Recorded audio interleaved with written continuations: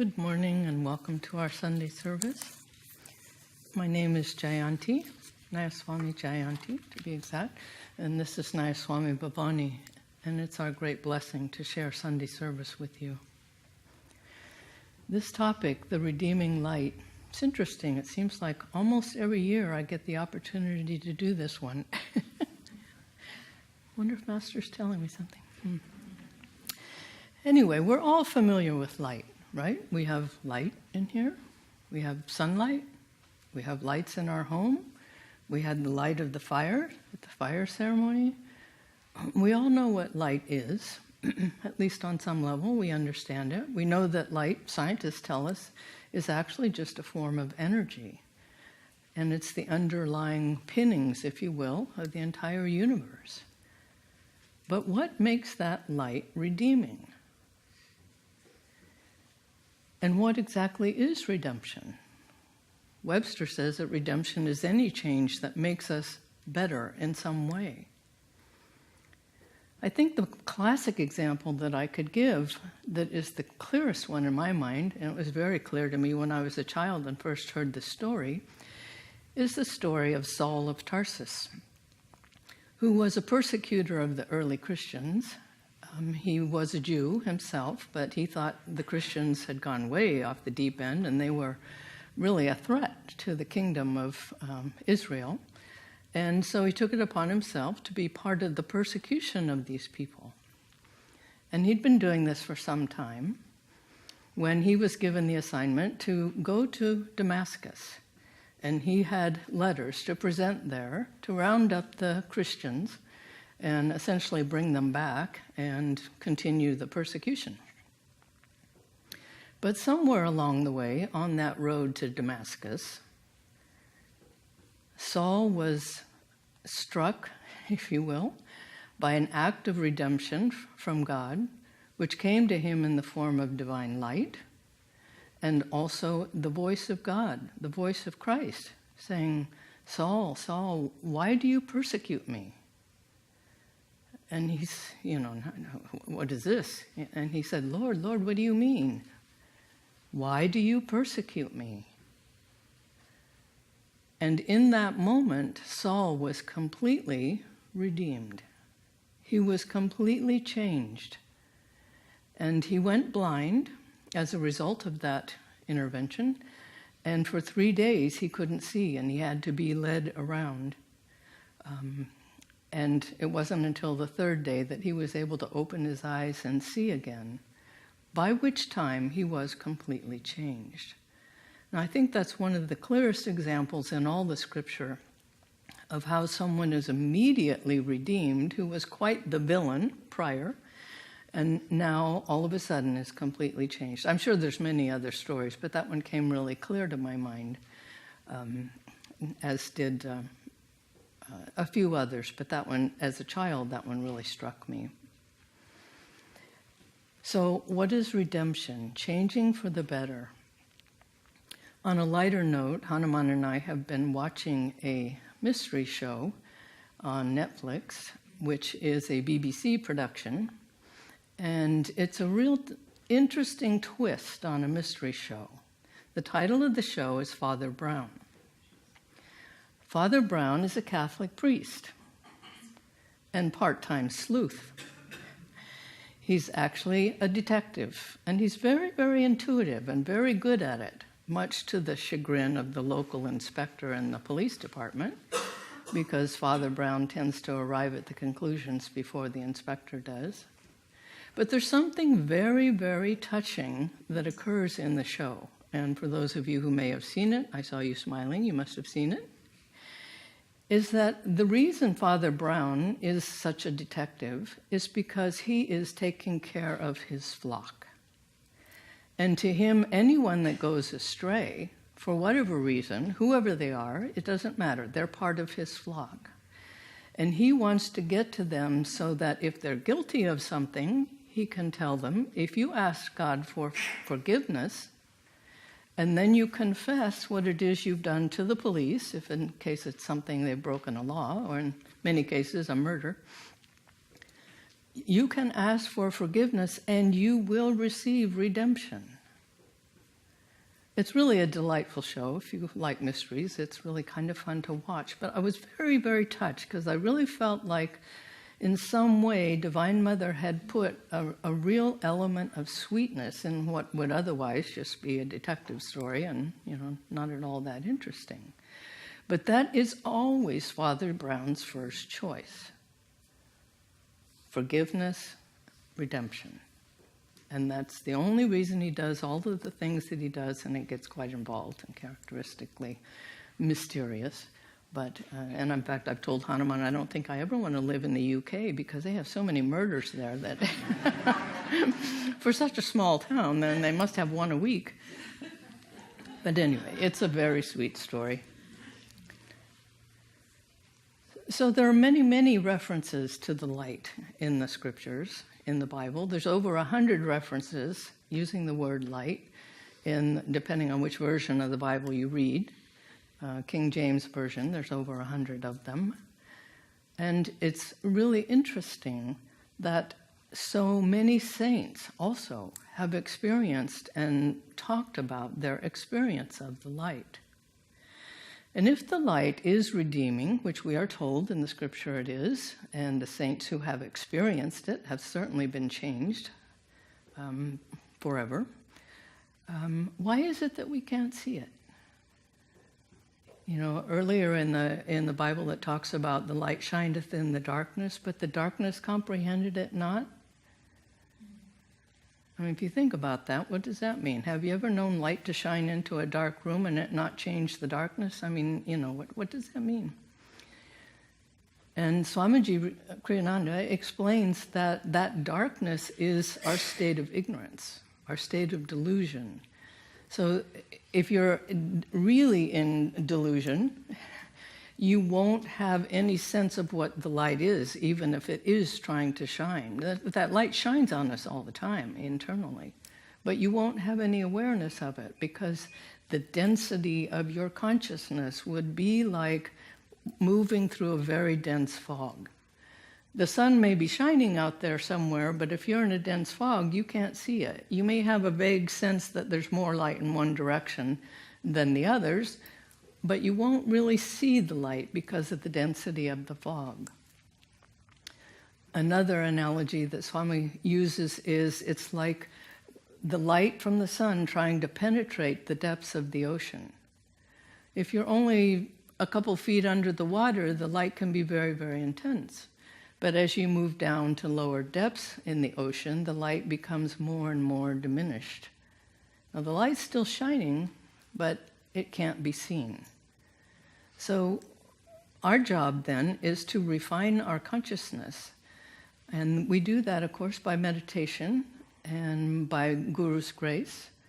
And in the process of that refinement, and it's a gradual process.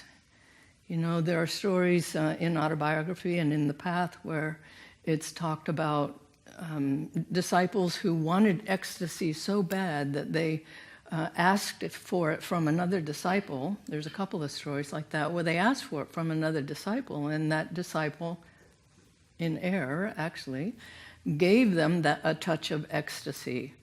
And in one case, the devotee who had been very much a devotee of devotion, and that had been his path, and he was growing, and he felt very comfortable in that path. But he wanted ecstasy. So he asked a brother disciple who was farther along on the path than he was if he would give him that touch of ecstasy. And he did give him that touch of ecstasy. But that disciple was changed in a way that wasn't necessarily beneficial.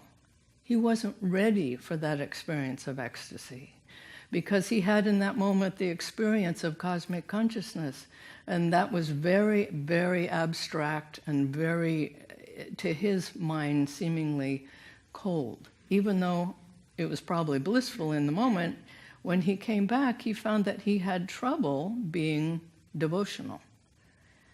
And so we shouldn't say, well, Divine Mother, when are you going to come? When are you going to come? When are you going to come?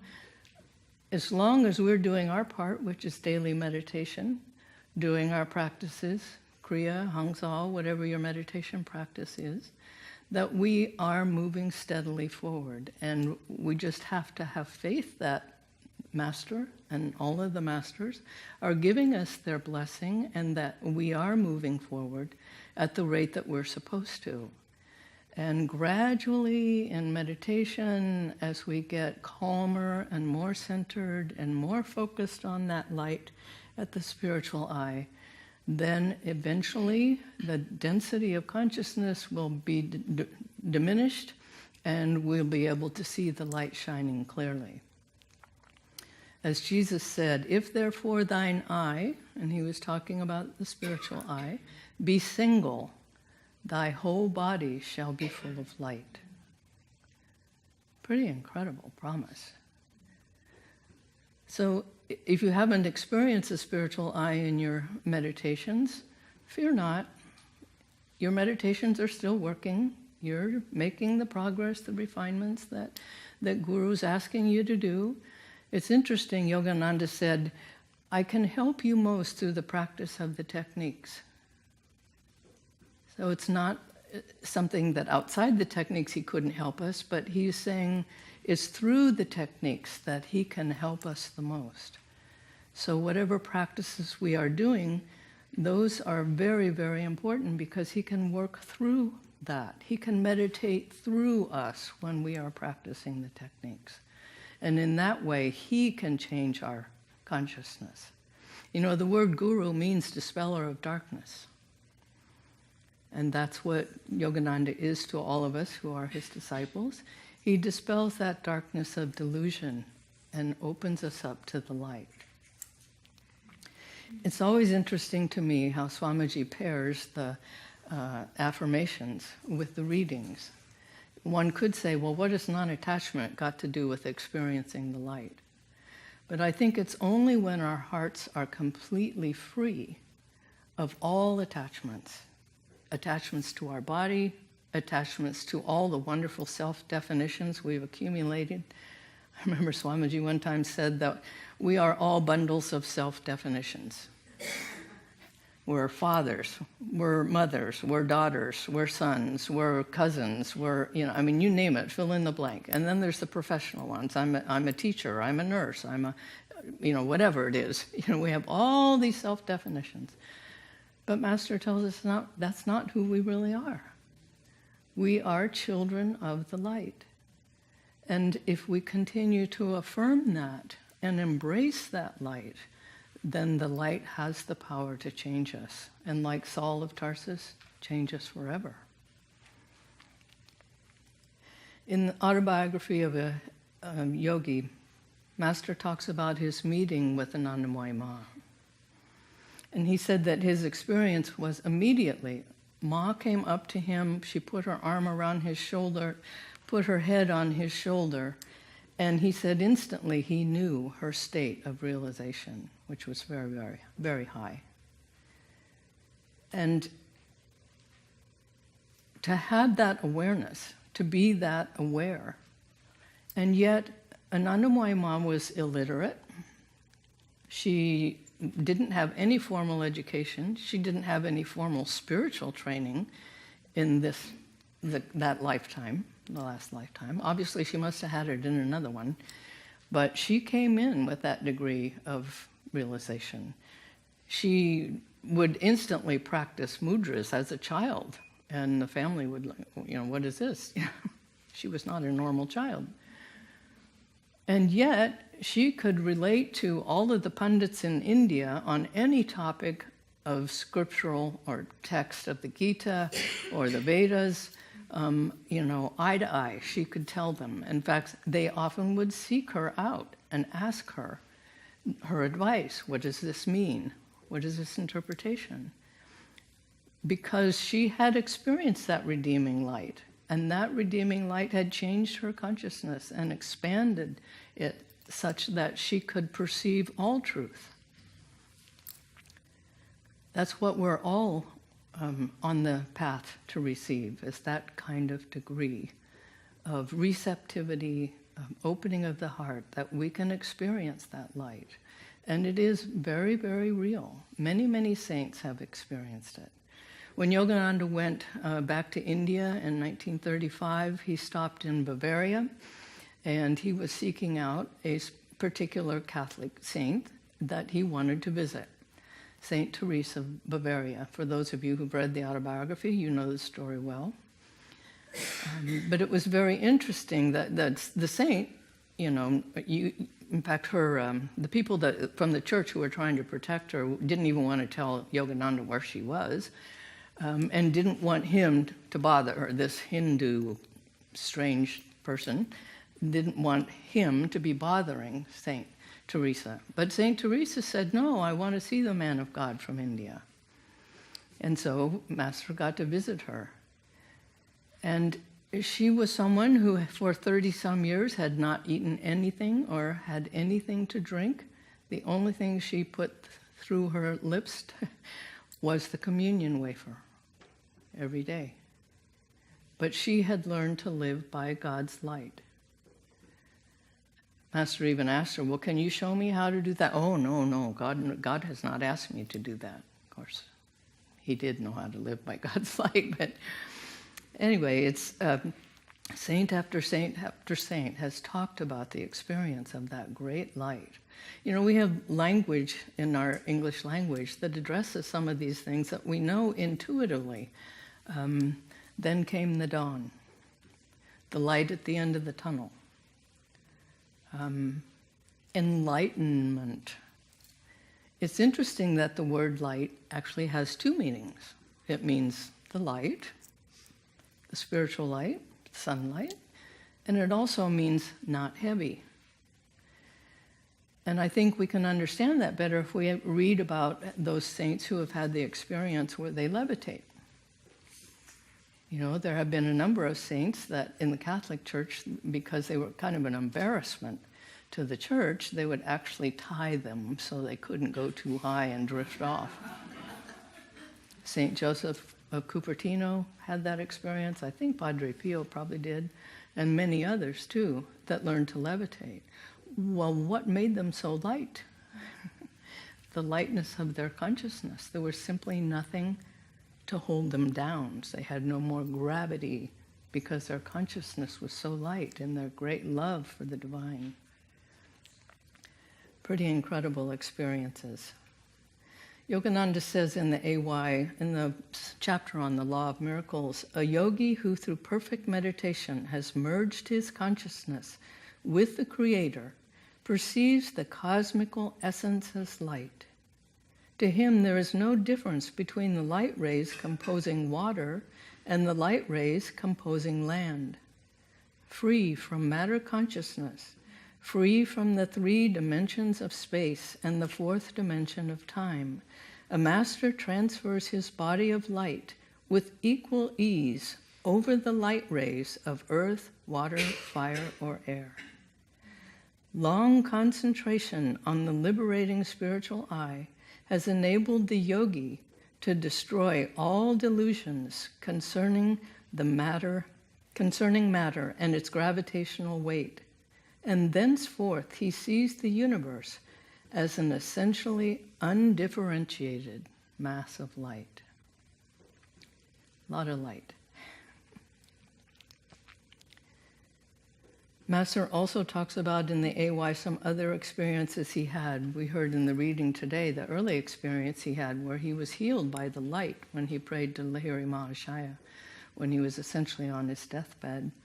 He talks about another experience where he was meditating in his room and he was contemplating the death toll during the war, the Second World War, and how awful that was, when all of a sudden he was instantly transferred into the body of a captain of a ship. And he could hear the guns blazing around him. And at one point he was shot. And he bemoaned the fact that, oh no, now I'm gone, I'm dead. And they said, Divine Mother, am I dead or alive? And all of a sudden the room was filled with a dazzling play of light, filled the whole horizon, and a soft rumbling vibration formed itself into words. What has life or death to do with light? In the image of my light I have made you.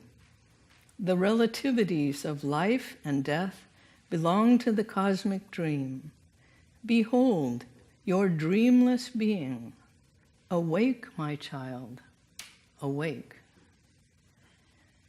In reading these words, I feel like Divine Mother saying those directly to us. We are her children of light, and she wants us to awaken into that light.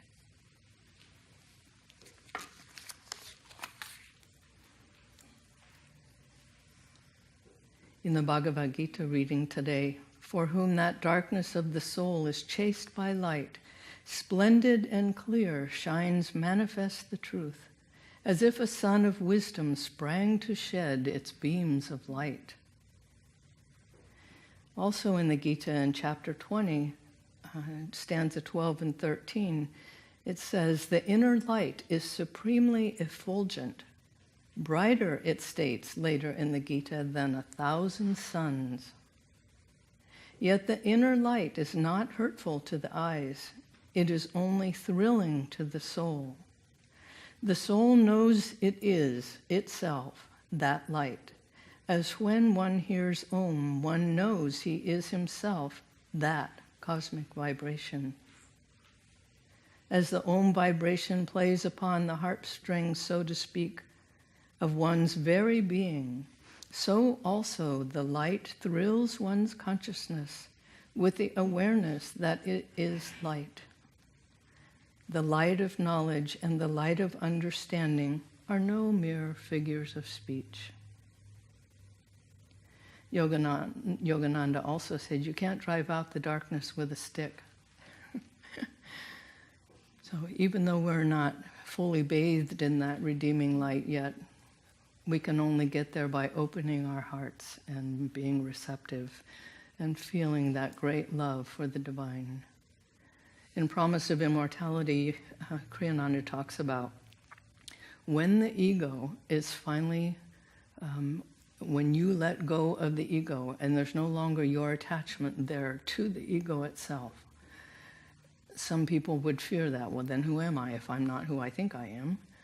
But he said the experience actual is one of you are completely filled with divine love. There's nothing left in your awareness but that divine love.